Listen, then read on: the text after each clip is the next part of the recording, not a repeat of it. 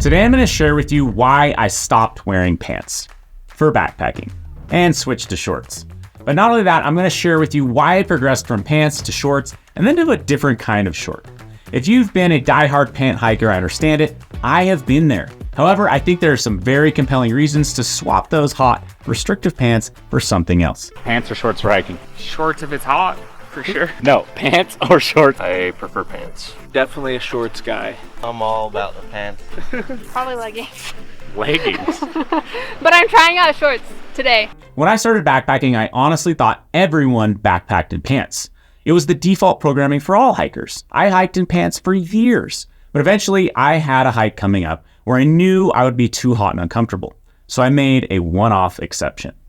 What I found is that it was easier to move, that there was way more ventilation, and things I thought I'd miss from pants were very manageable or not missed at all. Things like brush, bugs, sun exposure, dirt protection turned out to not be that big of a deal to me. I need to stop right here and just say, based on many conversations I've had, it's likely many of you watching this right now are saying, I just don't like things touching my legs. Yes, it bothered me at first, but unless you're full on bushwhacking a new or forgotten trail, a little brush tickle on the leg just makes me feel more alive and connected with the trail. Trust me, there isn't a spider under every leaf that you brush past. Unless you're in Virginia, then yes, there are literally spiders under every single leaf. But in that case, I would still advise you to use shorts. What about other bug protection? Personally, I do a tick check every night regardless of pants or shorts when hiking in tick-filled areas. I also bring bug spray or wipes for other parts of my body, so why not bring enough for my legs? What about extra dust or dirt that will get on me during the day? To that I say, a little dirt on the legs never hurt anyone and is easier to embrace than trying to stay clean all day, even with the extra help of pants. Look, you're out there playing in the dirt, just lean in and roll around in it. Let's talk about sun protection. My legs typically receive less sun exposure compared to my face or arms. I sunburn easily, but my legs don't burn as much. I just avoid prolonged exposure to direct sunlight, such as laying down for breaks and catching too much of that direct sunlight. Now that's just me, and I know that's not what most dermatologists would probably suggest.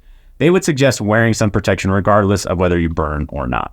Look, I'm not saying pants should never be considered. I went all in on shorts around the time that I started hiking more than 10 miles per day consistently. The reduction in weight, drag, freedom of movement, and especially ventilation made the switch easy and much more enjoyable.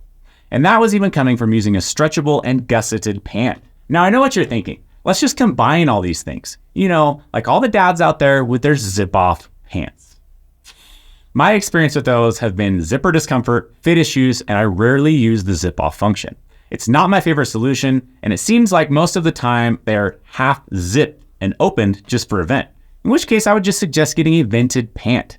If you want a great ventilated pair of pants, you should check out the Sawtooth pants, which I will link down below. So what is my solution for cold legs in those early mornings or late evenings? A super lightweight thermal legging can really take the edge off of the cold and work great for sleeping gear. And sometimes I'll take one step further with a pair of rain or wind pants. My thermals are under 4 ounces while my wind pants are under 3 ounces. At a combined 7 ounces, you'll be hard pressed to find any pair of pants that light. Plus, I can use these independent of each other, sleep in them, block the wind or moisture, or pack them tightly in my pack while I cruise down the trail with the wind in my leg hairs. Do I miss my cargo pockets? No. While hiking, I carry nothing in my pants pockets. It's all going in my hip belts or shoulder strap pockets. So do I use just any shorts? No. I migrated to a lighter weight, more stretchable, mobile, and breathable short and have no regrets. These brand new Skyline trail shorts were specifically designed for trails, ventilation, moisture management, durability, coverage, and movement. Unlike other shorts out there, from start to finish, they were built to focus on one type of user, people putting big miles and long days on trails. The resulting product is seriously game-changing. I won't harp on them too much, but just know they are my #1 recommendation. They even come with a plus 2 mile guarantee. That's right, they're guaranteed to give you an extra 2 miles of trail distance every day without any extra perceived effort.